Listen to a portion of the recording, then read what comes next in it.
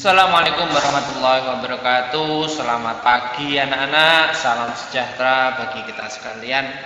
Salam sastra, salam budaya, salam bahasa, Om Swastiastu. Masih dalam keadaan sehat hari ini Bapak Rohim. Kemarin kita sudah belajar lewat website, lewat e-learning. Nah, sekarang kalian akan saya ajari langsung bertatap muka dengan saya. Sudah sudah kenal ya, karena kelas 8 kemarin juga saya mengajar kalian. Kita bertemu kembali dalam keadaan sehat walafiat ya. Sekarang kita melanjutkan pembelajarannya. Kalau kemarin kita sudah belajar mengenai pengertian dari teks berita. Pengertian dari teks berita itu kemarin sudah saya ajarkan pengertiannya orang bodoh ya, bahwa suatu teks yang menceritakan tentang kejadian. Itu kenapa kok pengertian orang bodoh? Karena ketika saya membaca di buku-buku itu sangat sulit. Kita pahami saja biar nanti kalian ketika mengingat-ingatnya gampang, yaitu teks yang menceritakan tentang kejadian-kejadian. Nah, itu pengertian dari teks berita. Nanti untuk pengertian yang lebih rinci bisa membuka kamus, bisa membuka buku paket mandiri atau buku-buku yang lain.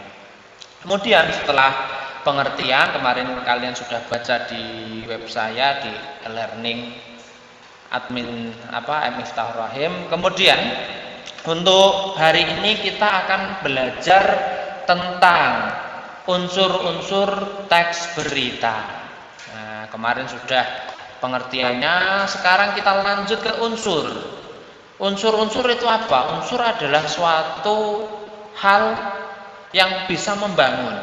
Kalau kita ingin membangun rumah, berarti hal-hal apa yang sekiranya dipersiapkan untuk membangun rumah itu. Misalnya ada lantai, ada dinding, ada semacam atap dan lain sebagainya. Tapi ini berita, berarti seseorang yang ingin membuat berita itu harus paham betul unsur-unsurnya.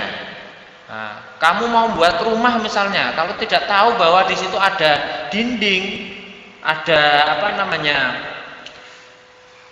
penyangga, nanti tidak akan jadi rumah. Misalkan ada fondasinya, ada lantainya, ada atapnya, tidak ada dindingnya, kalian mau mandi juga tidak bisa. Mandi udah kudo ya mas ya. Nah, jadi kalian harus paham kira-kira ketika membuat berita itu harus lengkap. Kalau ada fondasinya, ada dindingnya, ada atapnya, itu semuanya lengkap. Nah, kalau misalkan ada fondasi, ada dinding, tidak ada atapnya, bengi ya apa turu ya kuatir udan ya mas. Nah, ketika nanti kalian misalkan ada atap, ada dinding kok tidak ada fondasinya, wah ono gempa ya ambruk mas. Nah, itu jadi kita harus tahu. Sekarang kita ke berita, unsur pembangun berita yang kalau dalam bahasa Indonesia itu ada namanya adik simbang, bukan adik simba raja hutan, bukan.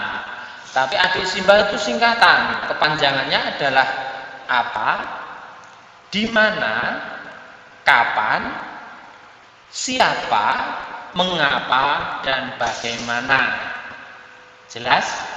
Saya ulangi lagi, apa, di mana, kapan, siapa, mengapa, dan bagaimana. Nah, ini keenam ini merupakan suatu unsur terpenting dalam membuat berita. Ketika kita ingin membaca sebuah berita, kita harus tahu berita itu tentang apa sih. Ini unsur yang pertama. Tentang orang gila yang bernyanyi, suaranya mirip Lesti misalkan. Wah, berarti kalian nanti menarik itu. Misalnya ada anjing yang menggigit manusia, itu biasa. Tapi kalau manusia menggigit anjing, ini apa biasa? Misalkan ada Pak Rohim menggigit anjing, nanti beritanya akan menjadi berita yang hot news. Nah, kemudian yang kedua adalah di mana. Di mana kejadian itu? Di mana Pak Rohim menggigit anjing? Wah, ini sekarang anjingnya sampai mati misalkan. Di mana ini? Kira-kira di tempat mana? Kalau besok saya kalau sudah tidak ada di dunia ini, mungkin kejadian-kejadian yang luar biasa itu nanti akan ada di surga. Sekarang nanti doakan saya ya, kalau nanti saya akan sebagai penghuni surga, biar nanti ada bidadari yang banyak, ada 40 bidadari, anu kabeh.